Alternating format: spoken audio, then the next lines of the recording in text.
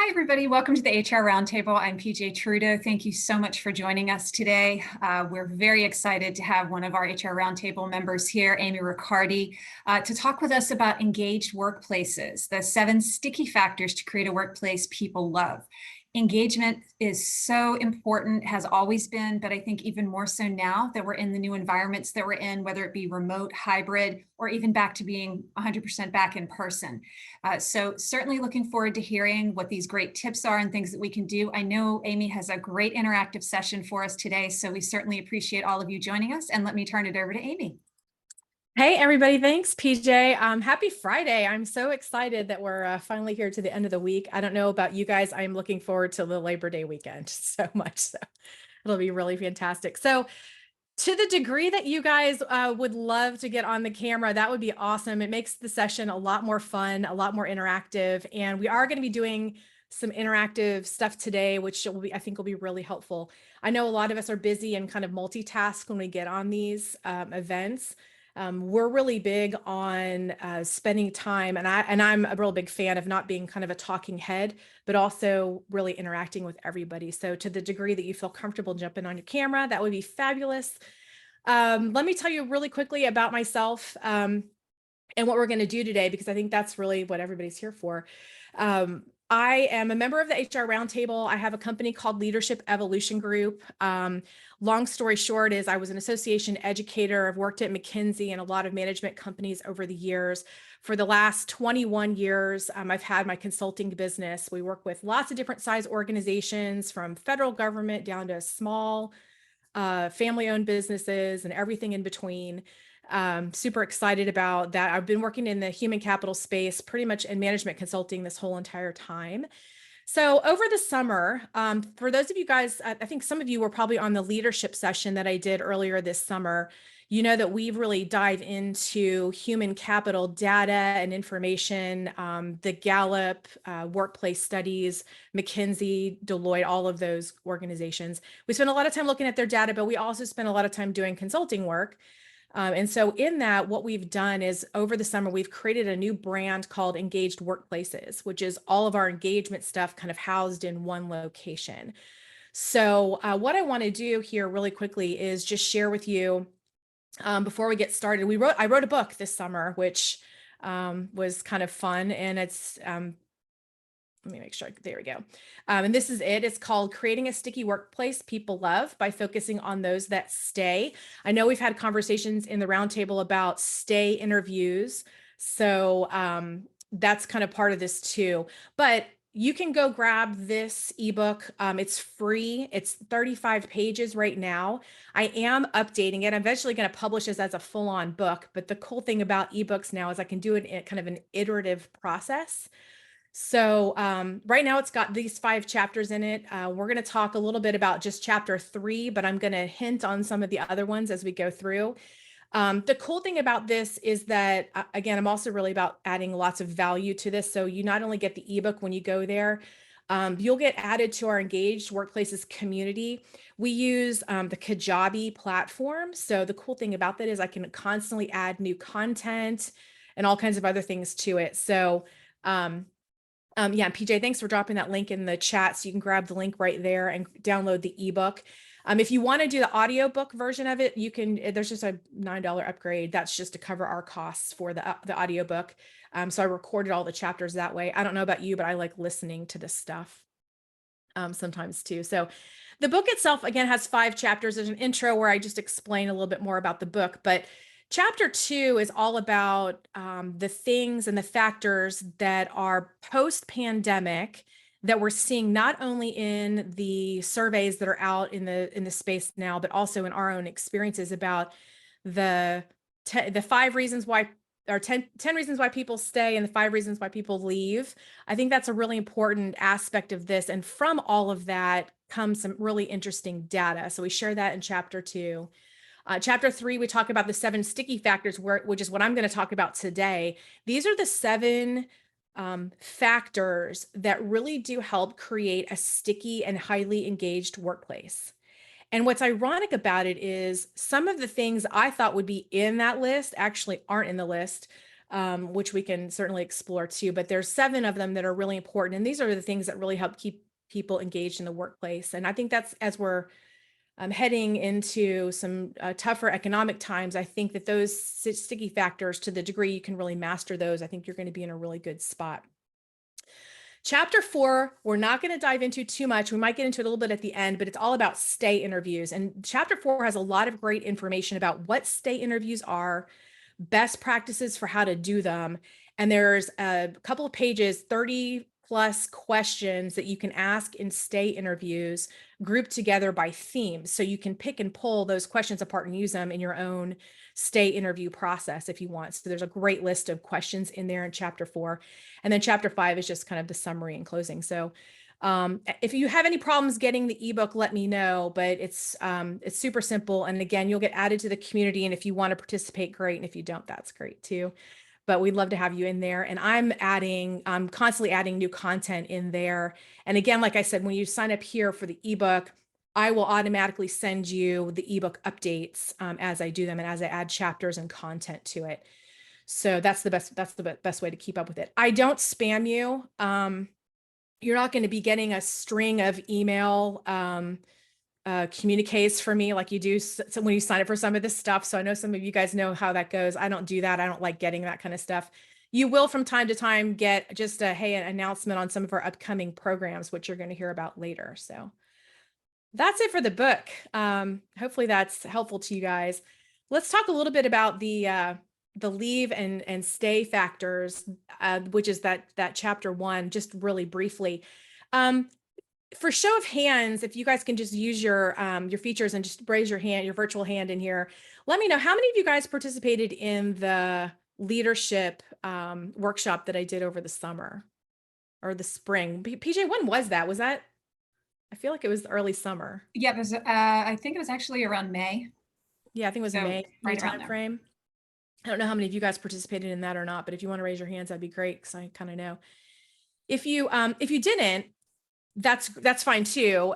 Really interesting, some interesting stuff about this. One of the topics that we talked about there was this phenomenon that has happened post-pandemic where leaders or employers in an organization and employees are kind of missing the mark about what the job expectations are coming back post-pandemic.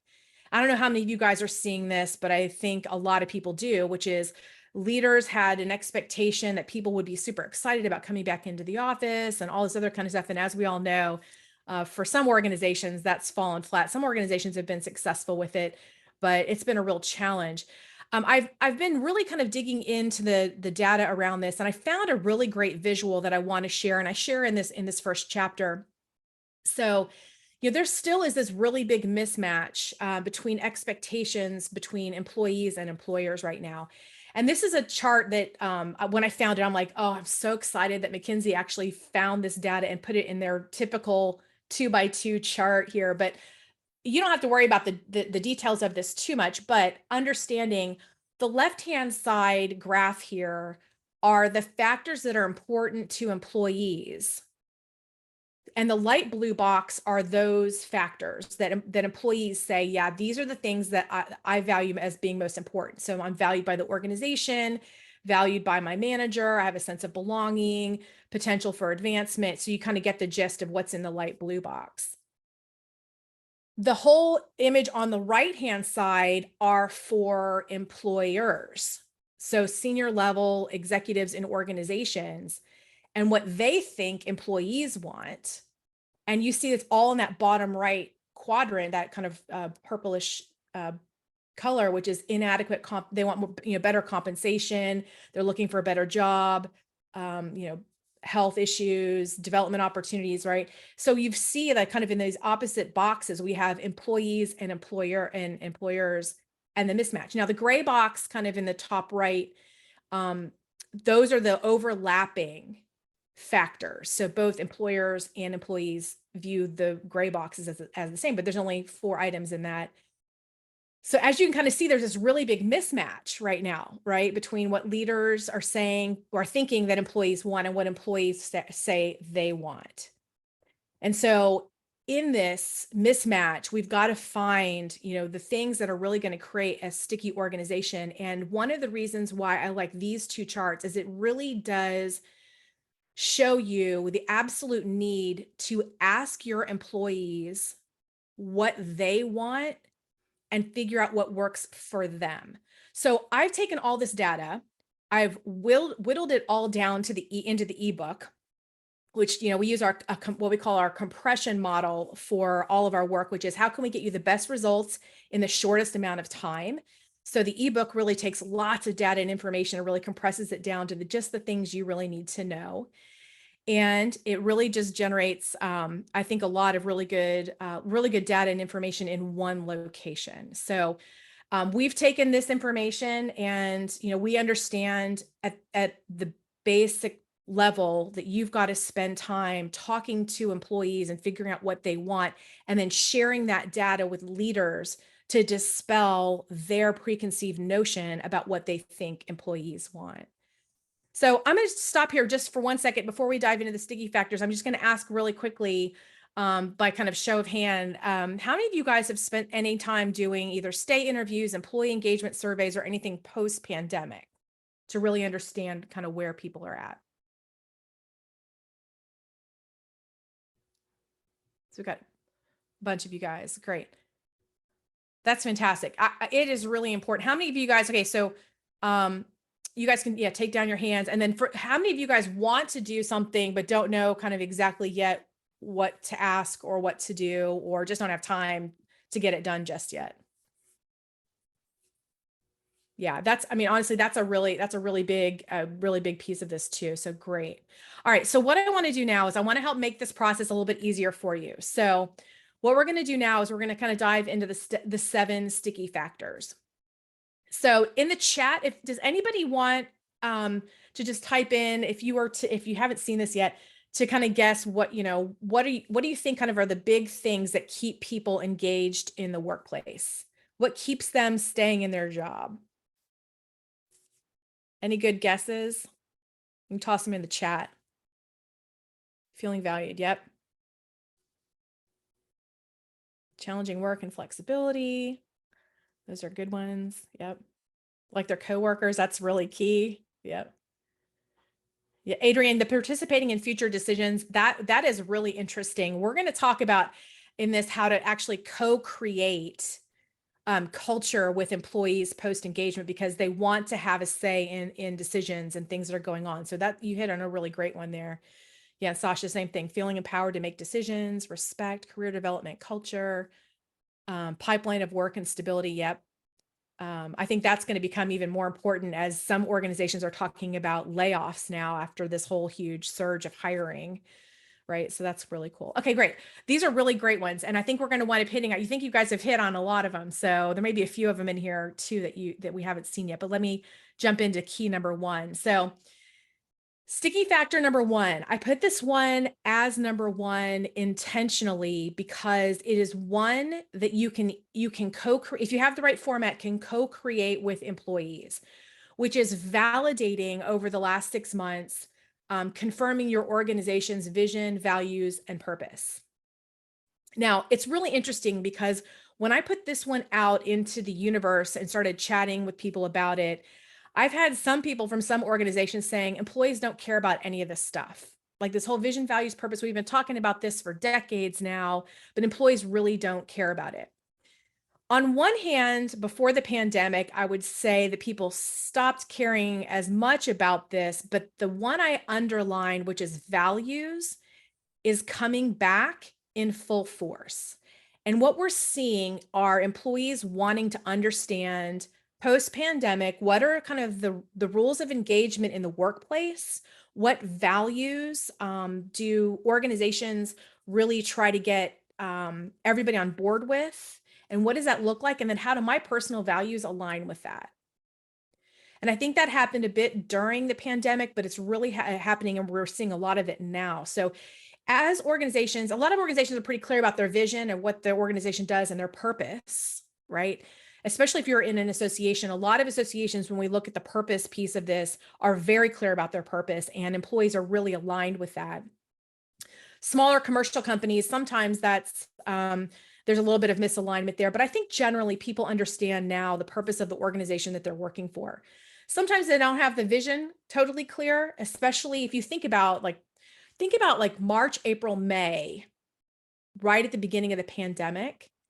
And a lot of organizations, like vision for what they were going to do for the year, went completely out the window, right? Like people were like, oh, well, we had goals for this year, but that just got tossed all out the window. So I think reestablishing the vision of the organization post-pandemic is really important for leaders. But aligning and defining and aligning values, I think, is really at the heart of key number one. And those values are things like, how do you all interact with each other? What do you value most in the organization? And in really clearly articulating that. So that's key number one. And there's a way to actually go about co-creating this and co-defining this with employees. We have an approach called the DARE approach that we teach in our accelerator program. And it's a really easy, simple process to learn how to do this with employees and getting your leadership and your employees aligned around values. And I think that's a really big key. So let me say this. If you guys have questions as we go along, there's two ways to talk. You can either toss them in the chat, because I do have the chat up here on a different screen, so I can see the chat. Or if you just want to raise your hand and ask me questions, which I love doing on camera, or just audio wise, feel free to just raise your hand and I'll grab it too, because I have you guys on a different screen as well. So we'll do that. So the next one here is about connection and community. And ask the question really, are you building a sense of connection and community that will last? And one of the points in the ebook on this is really about the fact that your leadership team and your managers need to also actively participate in your community, not just your employees. And I know that people get really busy, and I know we even as HR get really busy, but it is really important right now as organizations are kind of creating their new structure, their new norm, that your leadership team and your managers get engaged with your community and really make sure that they're engaging with everybody in every level of the organization. I don't know how many of you guys have seen this before, right? But we've got, a happy hour or some kind of social function, and the leaders or the managers kind of roll in late, or maybe they don't even show up at all, or the younger employees in an organization get really excited about these things, but they don't have that face-to-face time to spend with leaders or managers in that social environment. So it's really important that as we're creating community, your leaders, your executive leaders in particular, really are there and present and participating. So this is sticky factor number 2. And Amy, I don't know if you saw the question that David had about whether you see an average number of values. Yeah, that's a great question. Yes, thanks. So David, in my organization, we have 6. They're up on our website even. 3 to no more than 7. 7 is too many. Wait. So I would say, yes, 3 to 5 is ideal. And I have to have. Can you hear this thing? Can you hear this noise in the background? Yeah, I did a little bit. But Dave, do you guys already have values that you've created? Yeah, we do. We have 6 as well. Yeah. I just have been doing some evaluation. We changed ours a couple of years ago, and now you got me thinking about post-pandemic and whether they all still make sense. So got me thinking about that, and I started seeing things around where anywhere between 3, and I saw some companies that were like almost to a dozen. I thought it was pretty wild. I don't know what's the average in the industries. I know every industry, every company is a little different. But such a great question. Yeah. So I always say like 3 to 6, but here's the kicker. I want to make sure that I'm really clear about this. A lot of organizations have values, but they're external values for their customer base or their members or their clients or whatever, right? So the values of the organization and how you show up with your stakeholder, I'll call them stakeholders, because we have lots of different kinds of organizations here, right? So whoever your end, member, customer, client is, right? So the external values, a lot of organizations spend a lot of time in the 90s and the early 2000s creating those. I'm really talking about, and some of those may be the same, but internally, what are the internal values between your employees? So ours are the same, because I do this for a living with clients. And so we have to make sure that we're mirroring and we do our things. But, one of them is we shoot really straight with everybody. So even if it doesn't benefit me financially, or if it's even not in my financial best interest, we always shoot straight. We will tell you exactly how we see things. One of the things that, we work with a lot of CEOs and executives who don't have people being super honest and truthful all the time about what's actually happening. So our big thing is we always shoot straight, right? That's one of our core values. And that's one of our core values internally with each other, as well as externally with our customers. But I really want everybody to really focus post-pandemic on what are these values internally, and what are the rules of engagement with each other. So I think, David, 6 is great. I mean, especially if they're well articulated and you have great examples of what that means for your organization. I think to the degree you can really personalize it, I think it's really important. So. Okay. Yeah. And as a side note, yeah, we've been pretty successful actually during the pandemic.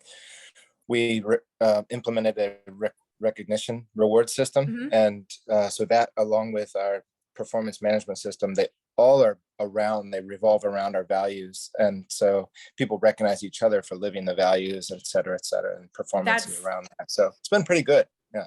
That's exactly what you want to do. And that first one that's exactly why, key number 1 is right up there up front, because if you can then take those values and wrap, as you said, performance reviews, feedback, recognition, all that kind of stuff about it, it's great. And then what you wind up doing is you wind up recruiting people that have those values. And you wind up, frankly, and in some cases, you would fire people because they don't have those values and can't exhibit those values in the workplace. But really, the hiring piece, I think, is really key. So it sounds like you guys have really spent a lot of effort on that, and I think it's fantastic, because that's a huge sticky factor. It's like for me, I think it's the number one thing. If you can live your values and you have examples of it, people get rewarded and recognized for it, then that's huge. Yeah. And as long as the values make sense and people actually believe them, that's so. All right, and you cool. can articulate them, right? Like, and you can articulate them to where they're relatable. Mm-hmm. Mm-hmm. That's key. Yeah, exactly. Yep. Thank you. Great. Yeah, great. Thanks for sharing that. That's really cool. And Amy, it looks like we've got a question. Yep. Can you hear me? Yeah. Great. So this is Wida. So question for you. I'm actually consulting with a company that's been around for about 100 years. It's a family company. Mm-hmm. And so I'm putting in the entire framework of HR. So they have a mission statement, but no values. And I'm in the process of creating an employment engagement survey. So if I'm looking at co-creating, I'm thinking that this could be a good question to maybe ask in the employee engagement survey. If the company were to have values for employees, what would those be? It may be like 1, 2, 3, 4. Yep. You could. Okay. So we have a process that we call it, it's our DARE approach, DARE. And the first one is really about defining what that is. And I spend time with leadership teams kind of defining and getting a little bit clearer about what the pool of potential values would be.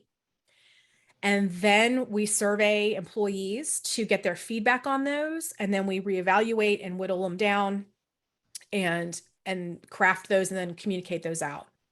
That's kind of the process we use. If you just go out to employees without creating that kind of core, let's say you come up with 7 to 10 with the leadership team first, then your answers from employees might wind up being kind of all over the place. And it's harder to align your leaders and your employees around that. So I always start with the leadership team, but then we get a lot of good feedback from employees to help continue to refine those. So that may be an approach that would work for you as you're doing this. So if they've got a mission, they've got a great start, which is kind of the the first piece of this, but which is kind of that vision part. But the values piece, I definitely would co-create that with employees. But I would start a little and get some feedback from the leadership team first. Right. Okay, thanks. This would make sure I was like on the right path. Thank you. Yeah, I mean, I think that's great. I don't really focus as much on mission statements anymore as I really do kind of about vision, about the organization, where they're heading, what they want to do, and purpose, which is kind of mission. What the purpose is of the organization, making sure everybody's swimming in the right direction, vision and values. is really kind of what we do. These are great questions, you guys, so keep them coming. All right, so number 2 was connection and community. We kind of just talked about that a bit, which is making sure, to be honest with you, that your leadership team is participating in the community. I'm starting to see, especially kind of post-pandemic, a lot of networking opportunities, virtual happy hours, virtual events, and things where leaders aren't necessarily fully engaged in participating in that. So another sticky factor to keep employees really excited about the organization is making sure that they've got continued opportunities to have face time with leaders and managers. Pretty straightforward. All right, let's get to the fun topics here, 3 and 4. I think you guys can all relate to this in HR. This is a huge problem, and you guys know this firsthand because you're in this, but protecting toxic executives and senior leaders. If anything became super obvious to employees during the pandemic, it was the lack of or the toxicity of executives and senior leaders. And number 4, which is coming up next, which I'll tell you about in a minute, right? So here's the thing. I feel like the virtual environment, and you guys tell me what you think about this, but I feel like the virtual environment just put a big magnifier on people's leadership abilities, right? You either led well during the pandemic or you didn't. And it became really obvious to a lot of employees that some leaders are just really, frankly, pretty toxic. So there's this whole issue of being able to identify this. Let me give you my advice on this, my somewhat unsolicited advice on this. Getting rid and identifying and dealing with toxic executives and senior leaders in organizations sometimes is better done by having an outside third party helping you with that versus having HR. Sometimes HR can do it really effectively. Sometimes you're in a great position and your leadership team will listen to you. Your senior executives will listen to you.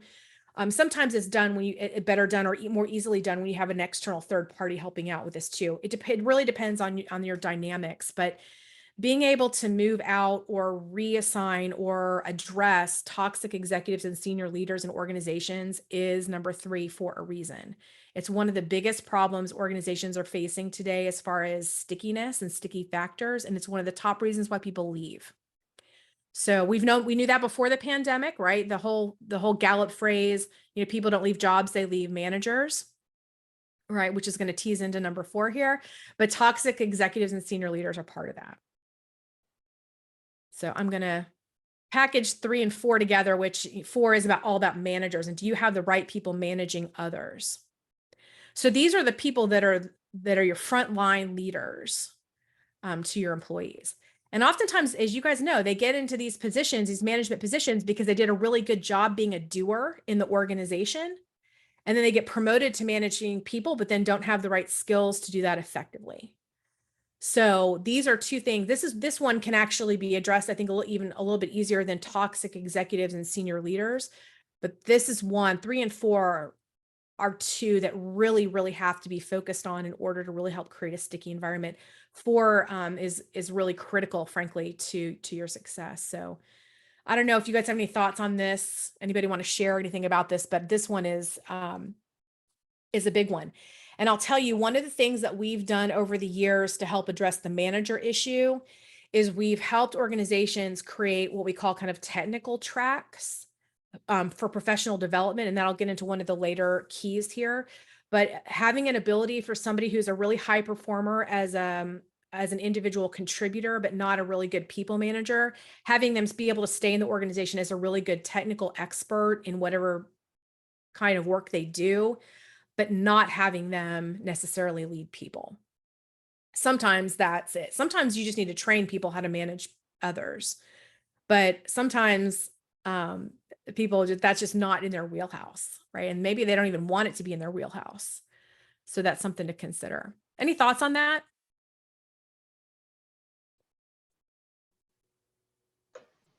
Yes, that's actually easier said than done. Yeah, it is.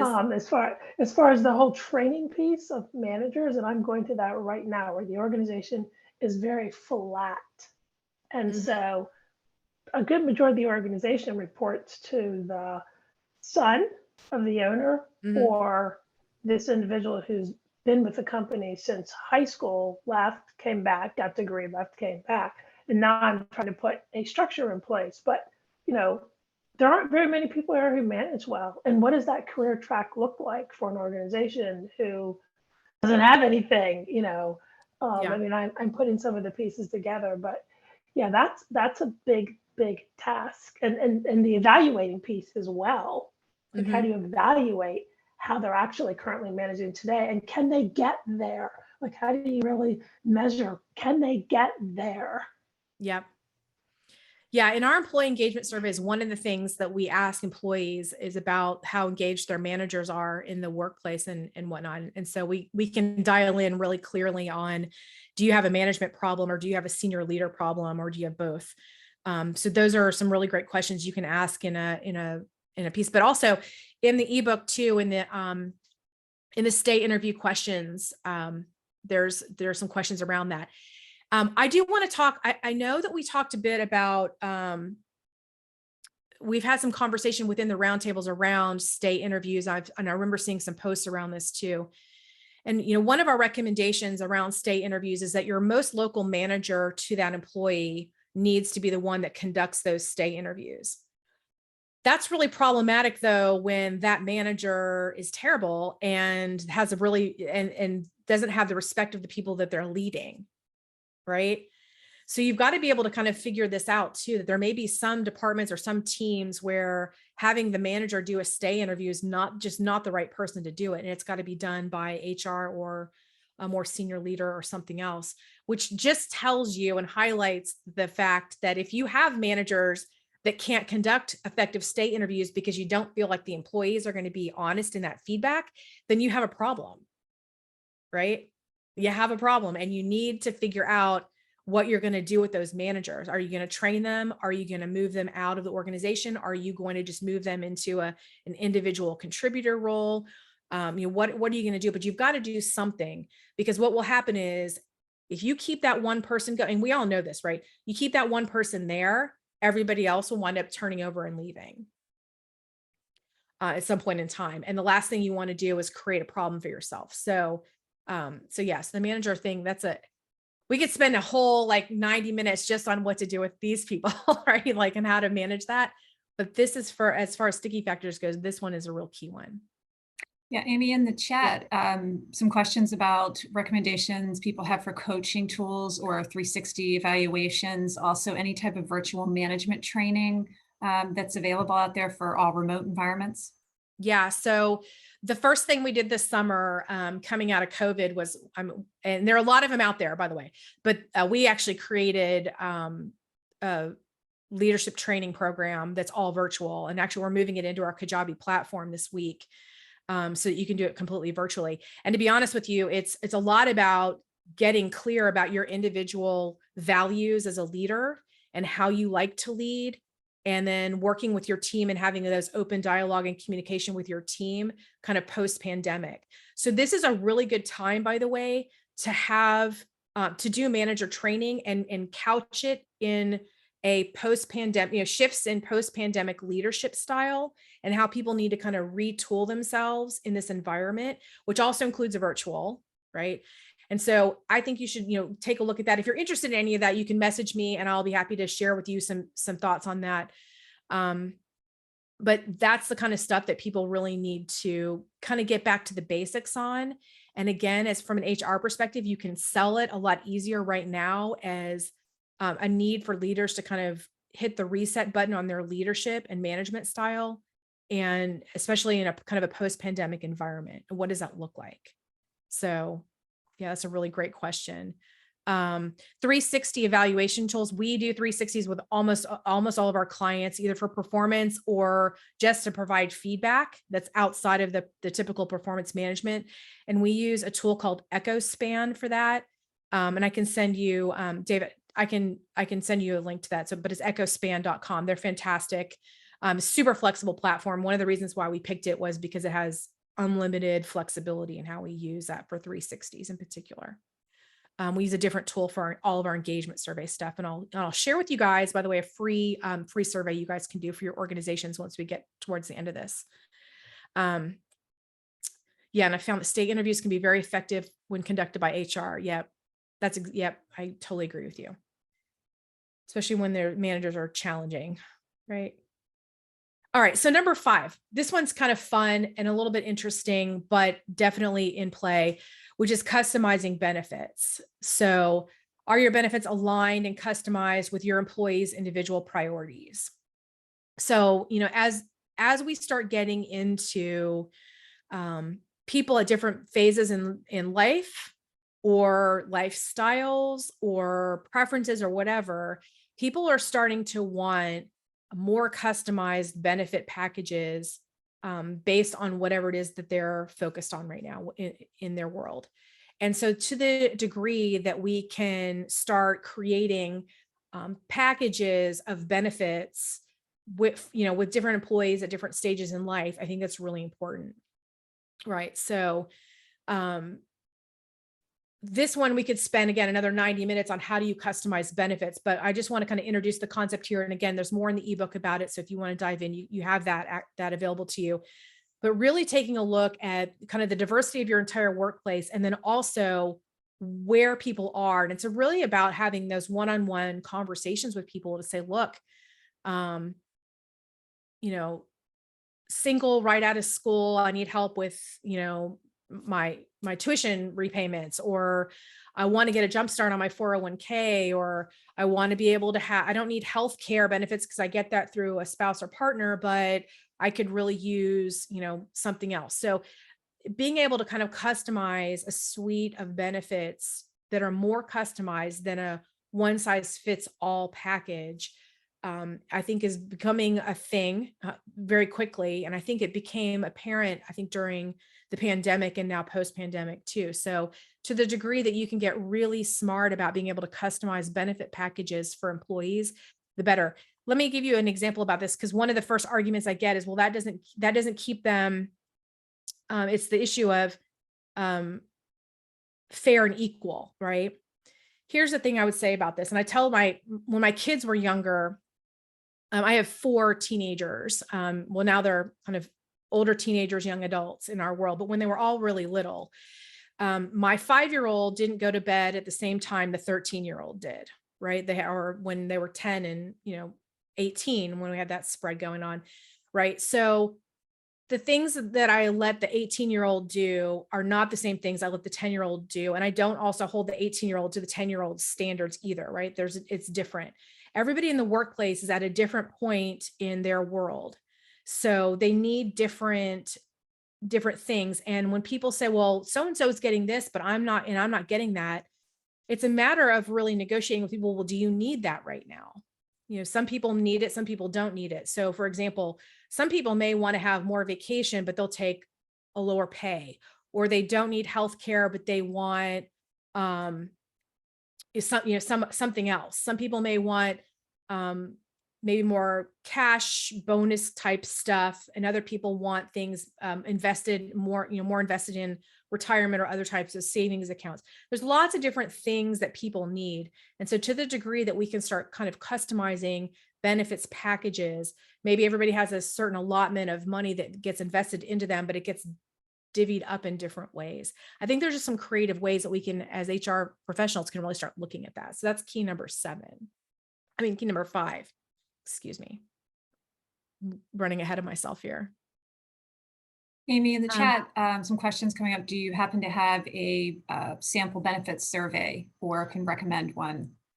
I use the HR SHRM survey stuff that comes out. I find the data that comes out of the HR SHRM survey is really, really useful. And I'm in the DC metro area, but I have clients all over the country. So I try to go to SHRM and a more local chapter if I need it. But the DC SHRM benefit surveys provide great information. And a lot of the participants aren't necessarily in the DC area. It just happens to be one of the biggest. I don't know if any of you guys have any other survey data and information you use that you love, but if you want to drop that into the chat, that would be really great too. So if you have survey, benefits survey information that you use, that would be great. I like that. They have both a salary and a benefits survey, and their data comes out every year. So I grab those because I think, frankly, they're two really good ones that I use. Yeah, I heard recently of an organization offering time off for miscarriage. This is something that I'm going to take to our leadership. Yeah. I mean, I think that, again, we're starting to see this whole big range of potential benefits for employees that are kind of outside what we saw pre-pandemic. And so I think that just having all of that in your wheelhouse, you know, and I'll just be super transparent. I've had miscarriages. I've had a couple. And so, you know, some people may want the time off. Some people may not. Some people may not ever want to tell anybody in the organization that they've had any miscarriages. And some people are fully open and transparent about it. This is all about kind of really understanding people on that one-on-one level and what they value, and then really helping to design an employment situation that works for them for now, and understand that changes over time. So, and a lot of us have gone through those life cycle changes and those lifestyle changes and family changes and relationship changes, et cetera. So you kind of understand that what you needed and wanted from your employer in your early 20s may or may not be the same things that you need in your, you know, in your 60s or your 40s or whatever. So yeah, these are all good. These are good. All right. Number 6, job design. So again, very similar to crafting unique benefit packages for employees, job design is a really key one here too. And I talk about this in more detail in the ebook, so you can kind of go through this section. We talk about core job characteristics.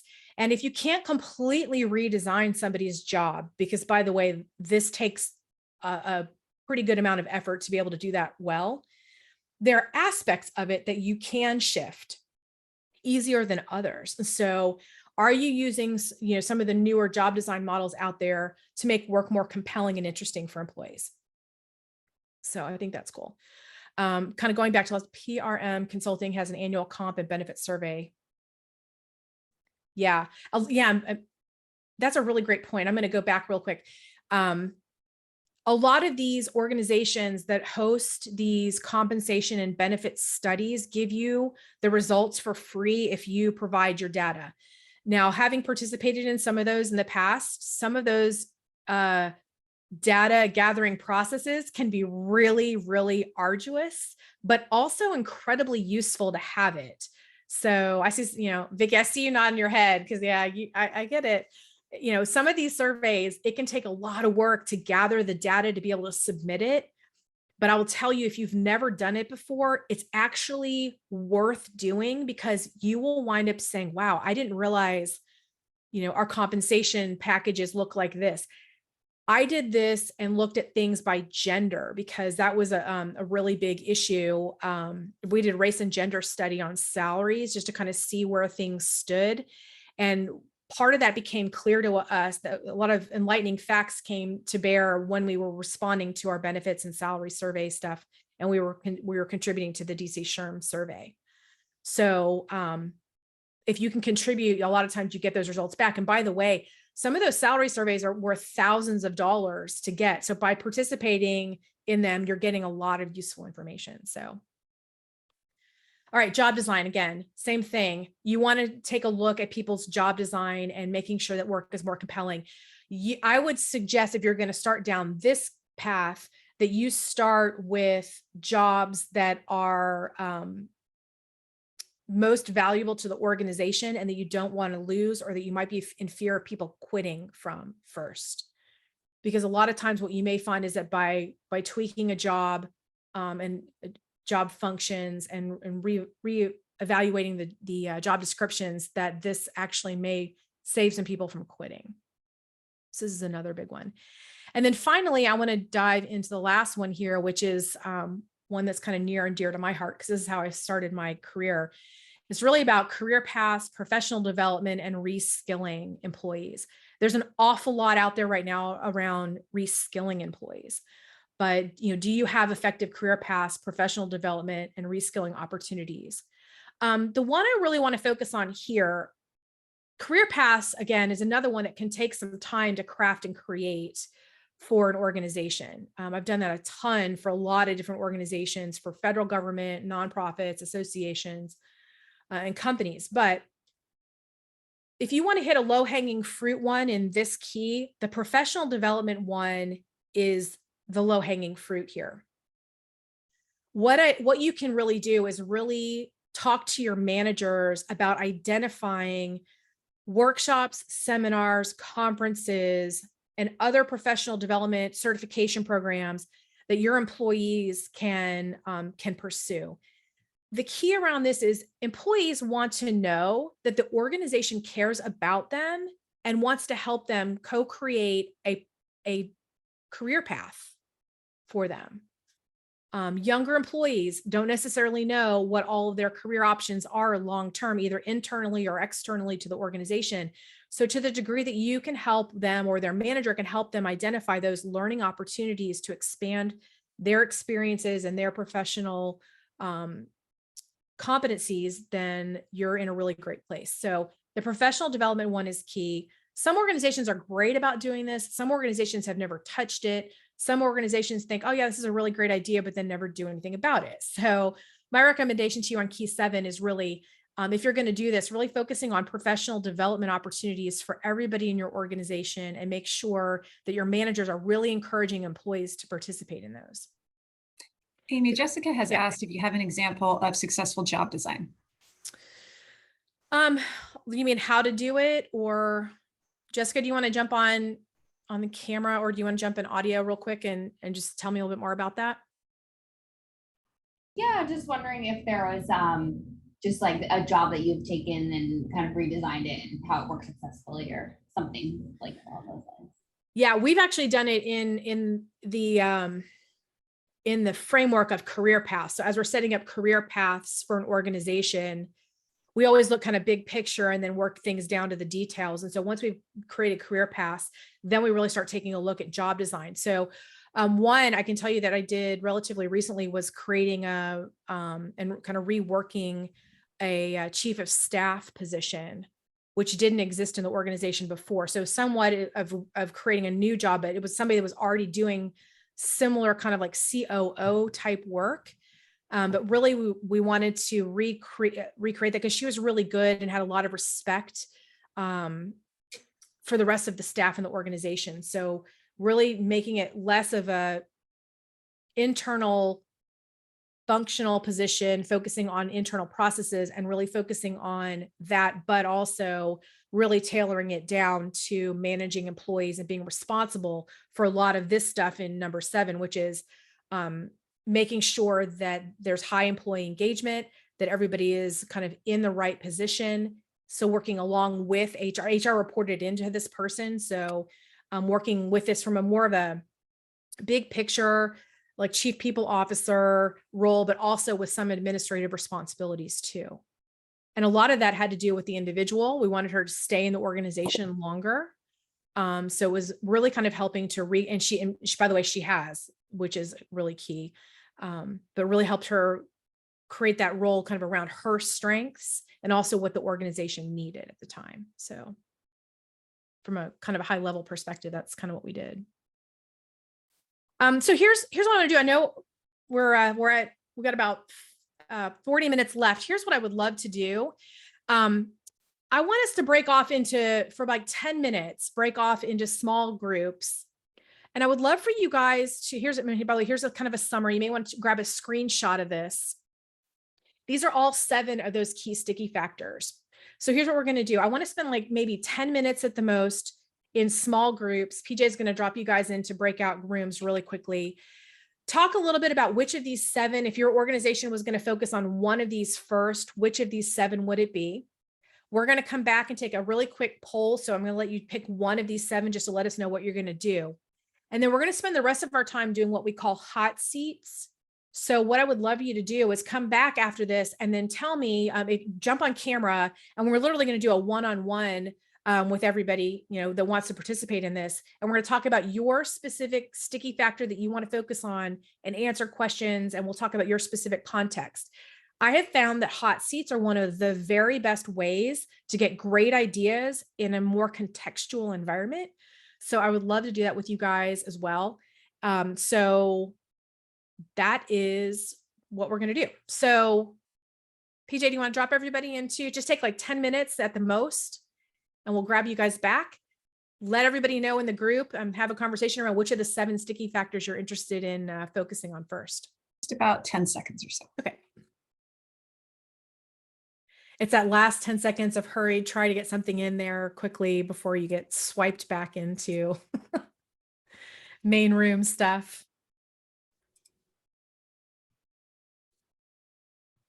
I always feel we can spend like an hour in those breakout rooms because everybody's conversations always get super engaged. I know. Yeah, I know.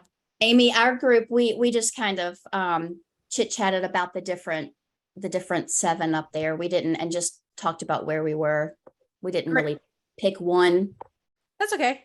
We're going to do really quickly a poll as everybody's popping back in here, so you can pick one here. So the 7 sticky factors are kind of here. So just let me know kind of where you are and where you think you're going to kind of focus on first if you were to do any of this.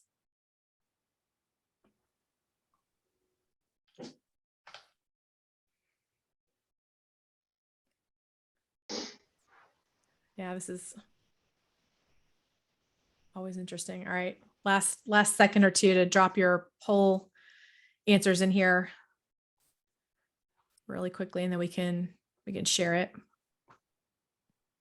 Okay, results are being shared. All right. So yeah, effective managers. This is this could make for some interesting hot seat conversation now, can't it? This will be great. So, all right. Thanks you guys so much for sharing that. I really appreciate it. And so what I want to do now is going to drop into the hot seat conversations here really quickly. We'll spend just I don't know, maybe 10 or 15 minutes doing this. And then I want to make sure I offer some other opportunities up to you guys too, which I think are really useful. So I'm going to stop sharing my screen here for a second so we can all get on camera. Would love, I don't know if we shared the results there or not, but there we go. I'm going to stop sharing for a second so I can, there we go, so I can kind of see everybody in one place.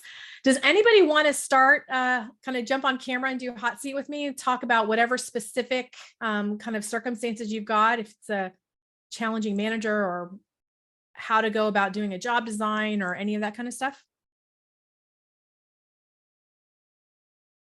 Nobody wants to go. Nobody wants to go first. I would like to All right, jump in. Dave. Yeah, let's do it. What do you got? Which So- one? Which one did you pick? Well, I picked the one about reskilling Mhm. and career development. I was telling my breakout group that my company is in a kind of a difficult position.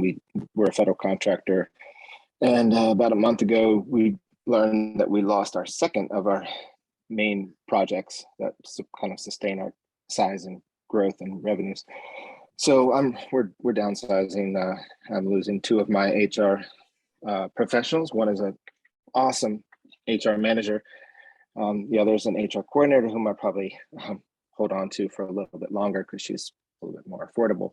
But anyway, now we're dealing with this and trying to keep the employees engaged and retained during the extension of the end of the period of performance, which isn't until end of early February. Okay. So we've got this time of how do we approach engagement. We know the managers are also stressed as much as everybody else because they are on risk as well. So this is, I was very timely to hear this topic, and I was one of the ones who raised my hand about we're doing stay interviews. Mhm. I just like yesterday, we had a leadership practice group. I shared the stay interview template that I was been working on, and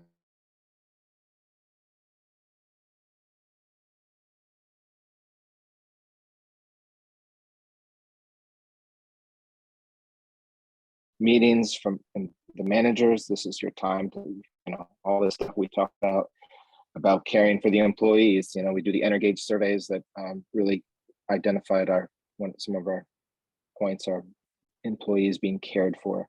So anyway, that was that's kind of what I'm here Yeah. to learn more about. So you guys are I you do. guys definitely going to have to lay people off? Is that the Yeah, we had Okay. we're waiting on a couple of decisions, but basically it's going to be a lot. I mean, and just from a size perspective, we're 110 right now, and we're Okay. going to be at the end of this. If we don't win any new work, it will be down to about 50. Okay. All right. So I'm going to give you my very best advice on layoffs and letting people go, which will apply to everybody here. At some point in time in your career, it'll happen at some point. Best lesson in my career I ever, and by the way, I have a lot of federal consulting background as well. So I get the contract, ebbs and flows of things too. So, I told you guys earlier on in my career, I worked at McKinsey. McKinsey is a really interesting organization to work for because they have very much, at the time, had a very much an up or out model, right? So you either got promoted or you were exited out of the organization. The cool thing is most everybody that exited went on to run their own company. So ironically enough, that's exactly what I did, but so do so many other people. And a lot of them get picked up by companies to come and run other organizations. So it's a really interesting scenario. One of the coolest things though about that exit process is it was done in what I'm going to call a very humane way. Super transparent. Everybody knows. And in this case, Dave, for you, it may be one of those things where you're super transparent with your employees that, hey, this contract likely not to get renewed. And while we're looking and bids out for, and RFPs out and whatnot, and we're waiting to hear back, if we don't hear by X date, we're going to have to start letting people go timeframe. So that may be something that you all think about doing, especially in the federal contracting space. I think people understand this stuff kind of contracts and expands. And you can also let people know that, hey, down the road, if we wind up getting any new contracts and your job is something that we're going to need coming back, we will give you right of first offer or whatever, when we reopen, down the road and open up new positions. Right. Yeah, thank you, Amy. That's a lot of really great ideas. Yeah. So David, I think, again, the key here is for everybody, transparency, clarity, have a plan. Don't spend a million years creating the plan. Like start the plan, start articulating it, get feedback, and then roll with it, and then adjust it as you need to. Don't do what a lot of leaders did during COVID and internalize the planning process and not share anything and sit around and mull it for a month or 2 or 3 or 4 without communicating out to everybody what you're thinking, right? And especially if your organization is the first time they've had to do big downsizing, you can tell people, look, we haven't had to do this before. We don't have, the perfect template for how to do this, but we want to be honest and open and transparent with you and help you in any way we possibly can. And these are things we're willing to do. That's my best recommendation for you at this point. That was very good ideas. Yeah. Thank you. It'll make you feel better too. It'll help your leadership team feel better about it because nobody wants to have to get rid of people. And there's a lot of angst that happens even with leadership teams when you want to, for whatever reason, not getting a big contract renewed. It can be really painful for your leadership team too, because they don't ever, plan for that stuff either, right? Yeah. So, yeah, thank you. That was a good one. Yep. Who else has got a good topic? I'll go. Nobody? Yeah. I'll go. Adrian. All right. So so one of the things I want to focus on, and I was going through your 7 and I basically prioritized them. For me, I want to focus on managers. Okay. We have already addressed the executive level and the career paths. We are in the process of addressing reskilling. And then the custom benefits, that one, like between managers and custom benefits, our management group became managers because they could do the job very well. And now and that was the focus. And then we grew, and then we grew, and then we grew. and we continue to grow. And that doesn't fit for succession planning. It doesn't fit for our digital transformation, working towards SOC, all those things that we're trying to hit to get in on board. And we should have already done, but we're behind. So yeah, I think for me, I want to focus on the management team, but I'm very interested in how to manage customized benefits. Yep. So I would, if I was to have those two as priorities, I would hit managers first, and in the background be working on customized benefits. And I would probably recommend that you need to, on the customized benefits piece, that's a really great again, DARE approach. Make sure you talk to your leadership team first and come up with a suite of things your organization is willing to offer, right? And then go out and ask your employees what they would like as a group. But keep in mind, if you have this suite of things that you can offer, then that gives you the flexibility as an HR pro to be able to kind of, as you're doing interviews or meeting with employees or whatever, you can kind of customize and you know what's available to you to offer.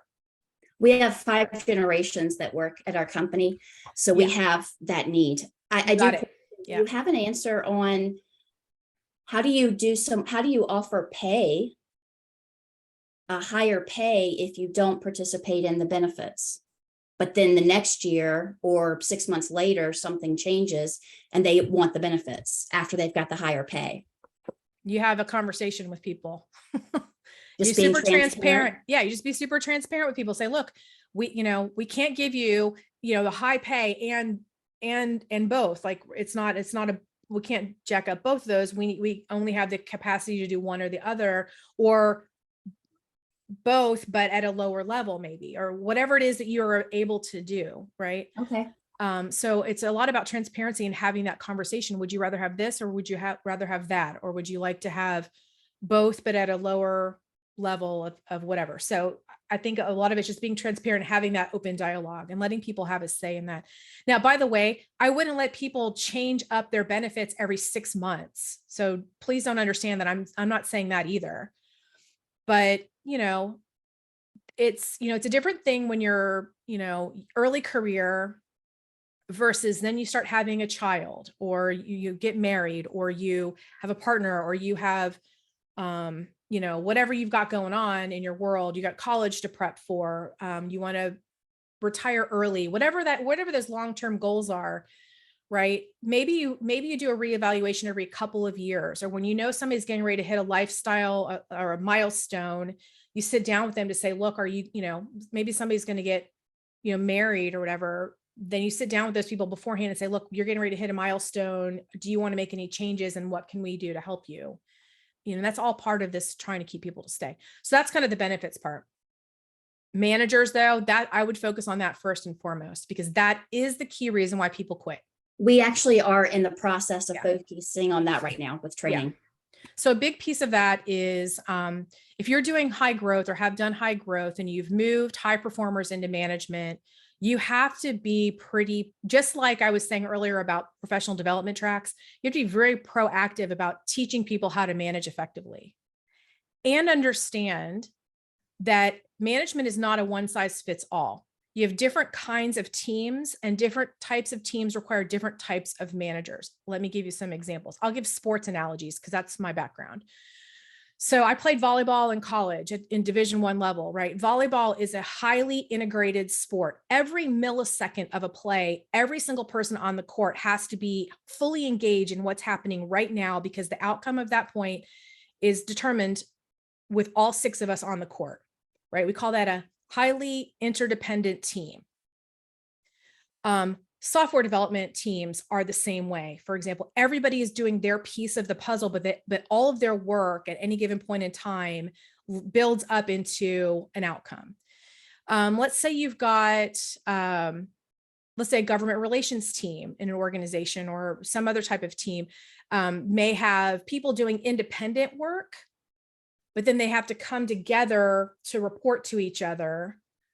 That kind of team requires a little bit different kind of management, right, than a highly integrated team. The third type of team is you just have a whole bunch of independent people doing independent work, and their work isn't necessarily reliant on each other. They're just completely independent. The analogy on that would be like a somebody playing tennis or a swimmer, right? You do your individual sport, your individual match, your individual swim, your individual event. And while you may practice on a team, your success is completely dependent on your own work. Managing a bunch of independent people in that environment is different than managing a volleyball team, right? So you've got to make sure that you've got people managing in a way that they get and understand and that they're most effective. The one-on-one, like the coaching a tennis player or a swimmer, is a lot about one-on-one coaching, right? It's about being able to relate one-on-one to those individuals and understanding what motivates them and gets their ball moving forward. Coaching a basketball or a volleyball team is all about getting the psyche of the whole team swimming in the same direction and getting them all motivated and understanding each other at a really deep level and figuring out what everybody's strengths are to get everybody moving in the same direction, right? So leading that kind of team is different. Does that make sense?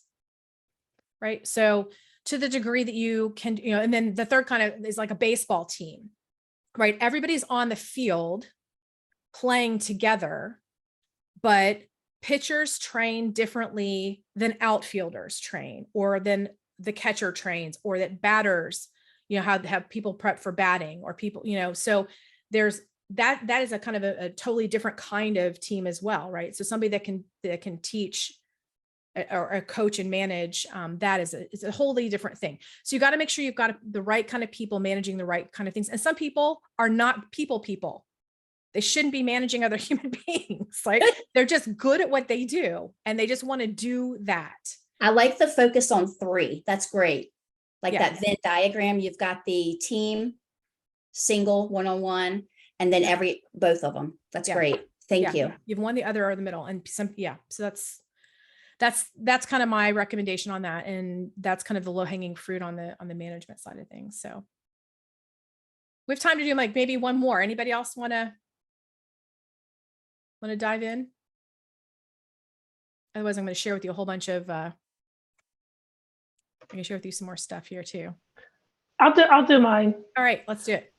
Mine's more around vision, just because it's a very small organization, about 60 employees, but it's been around for about 100 years, 3rd generation family owned. Okay. And so we're recreating pretty much everything and putting that in place. Although I know that management's an issue as well. I feel that because the employees have been so vocal about what it is they want, I think it'd be good for them to focus on, okay, what are the values for these employees here, and have a leadership team think about that first, and then get buy-in from them, and then start to pull the employees along with this engagement survey that I'm creating. Yep. So is the question, how do you create the values, or how do you start that process? I guess so. From a leadership perspective, when they already have the mission statement. So, a lot of what I might hear is, okay, why do we need this? Why do we need this? Yeah. Well, I think David actually pointed this out, and I think it's really important that if you get your values in your organization right, they drive all the people interactions and how people behave, and people understand kind of the rules of the road. For any of you guys who have had little kids before, right? And you talk about, we're not gonna, we don't, you create your rules and you stick them up in your, in your kitchen. With 4 little ones, I had to actually write this down, which I'm not one to do this, but, we're not going to be bad mouthing. We're not screaming and yelling. We're not going to hit each other. We're going to help with chores. We're going to, do our part, whatever it is, those values were as little kids. Adults need that kind of the rules of the road and the rules of engagement too for work. What do we value? And it's not the whole laundry list. It's, 3 to 5. Like, what are the core ones? So, and by the way, these take time to create, and then you'll wind up constantly refining them over time too. I think I created my first set of values back in like 2007, 2008. And I have morphed them over time, and they will grow with your organization or by experience or as you get more clarity around things. So I think that's a big piece of this, right? It's about getting really clear about those values. So again, the values, the question really is, and the way I normally start it is, I get a leadership team together or a team together, and I say, look, outside of this room, who in the organization, internally or other people that we might know externally, kind of exhibits characteristics that we really admire most, and then have them define what those are. What is it about people? You know, they're deep thinking. They're always looking out for other people first. They're constantly asking great questions. What are they doing? What's the behavior, the observable behavior that you see that you admire? And you want to just brainstorm that. And then you can go through and kind of whittle them down into buckets. Hopefully you can get yourself a group of, 10 to 15, and then keep refining, keep discussing them until you can get down to kind of a core group of, 5 to 10, and then take those to your employees and say, hey, what do you think about these? And have them provide some feedback about it. And what resonates with you? Which of these resonate, which ones don't? You'll wind up getting at that point in time, like a 3 to 5 that really emerge. And you're like, okay, this is interesting. And then you can really work with that group. It doesn't mean the other ones that didn't surface to the top aren't important, but what you really want to have is, 3 to 5 is the right amount of items of any kind of list that people can remember. Once you get beyond 5, it gets a little bit more challenging. People have to write them down. But then once you get down to your 3 to 5, you want people to be able to tell stories about those. And what are the stories, what does it mean to you? And how, what does it mean to the organization? Right. So that's kind of that's how I do it. Is that helpful? Yep, very helpful. Okay, great. Hey, listen, I'm gonna share my screen again. For some reason, I am not. There we go. Or share my screen. I'm gonna go here. And sorry, I should have had this up there before. There we go. I want to move through this really quickly because I have a couple of options for you guys and things for you guys, and I want to be able to give you some extra bonuses here. So the first one I want to say is that kind of as far as next steps go, it's really about being able to collect data in 2 different ways. The stay interviews are talked about extensively in the ebook and how to go about doing them and the questions and all that kind of stuff. So stay interviews are really important. Those are that's something you can kind of do on an ongoing basis. If you have questions about that, let me know. But and you can jump in the Engage Workplaces community and ask lots of questions in there, and I'll be happy to answer them. That's probably the best place to do it. But then secondly, our is a stay factor survey. We have a tool that we use called Engagement Multiplier. I will drop the link. Actually, the link's in the community, so you can get it. But if you're interested in doing a complimentary stay factors survey with your employees or an employee engagement survey using our tool, no matter how many employees you have, we always offer the baseline for free. It's an awesome tool. I love it. We've been using it for about 6 or 7 years with pretty much all of our clients. The reason I like it is it's not only a great survey tool, but it's also a management tool. So beyond just collecting the data and information, you can identify people as leaders, managers, and employees within the organization, and their dashboards look different and they have different access to different pieces of information and data. But it's going to actually give you both quantitative and qualitative information, and you can create kind of 90-day action plans with the information. So if you're interested in the Stay Factor survey, there's information about it in the Engaged Workplaces community that you can get when you get the ebook. So highly recommend that. Again, in this chapter 4 in the stay interviews, we talk about what they are, how to conduct them. There's more than 30 questions in there, so you can do that. You can also email me at support@Engaged Workplaces, and you can get more information there. So I want to give you that piece, and you'll get these slides, I think, as well, right, PJ? Yep. Okay. The last thing I want to tell you, I normally run this workshop I think we charge like $49 for it, and just to kind of get people to come and participate in it. I'm running this again on Tuesday, so if anybody that's interested, they can come do that. I'm also really big on investing in people that invest in their professional development. So normally what I do, and I'm going to give this offer to you guys as well. We are running our 4-day accelerator starting September 13th. It's the 13th to the 16th. And what we do during those days is walk through in depth our whole engagement framework. So it's not only the 7 sticky factors, but it's really how do you take that to kind of the next level. And so here's kind of the day of how it works. We do engagement foundations. Day 1 is all virtual. So there's videos and content that you can get on your own on day 1. Day 2, 3, and 4, we do in live Zoom sessions from like 11 in the morning Eastern till about 2 in the afternoon. So it's just over kind of the extended lunch hour, where we do our getting started strategy on day 2. And each day's content builds on the next. Again, so it's kind of that compression model. And we get into our roadmap and our blueprint. And then there's obviously pre-recorded sessions, there's bonus content, you get the access for 12 months, all that kind of stuff. There's a VIP program too. What I will do, here's the link. I'll drop this in the chat as well, so you can go and grab it. If you use that code HR Roundtable 2022, you're going to get a $50 discount. So the $49 that you would have paid for this session, I then give you a discount code to apply to our next program. If you join the accelerator program, I give you that discount into our bigger coaching program. So it's kind of like you invest in this in yourself, and then I invest back in you. So I'm kind of big into that. So this is a program that's available to you. I'll drop that link in here in just a second. So I just want to give you that little bonus. The program's pretty cool, and it's a lot of fun, and it's a lot of really good content. So that's kind of where we're at. I know we're kind of coming right up on time. There's my email address if you need to grab that. Let me put a couple things in the chat. So again, the ebook was in there earlier. I'll drop that in here again. If I can find my chat button. Where did it go? There we go. All right, so there is the, to everyone. There's the ebook, and then the accelerator program. The accelerator program is it's pretty cool. We've completely redone it. So that's the accelerator.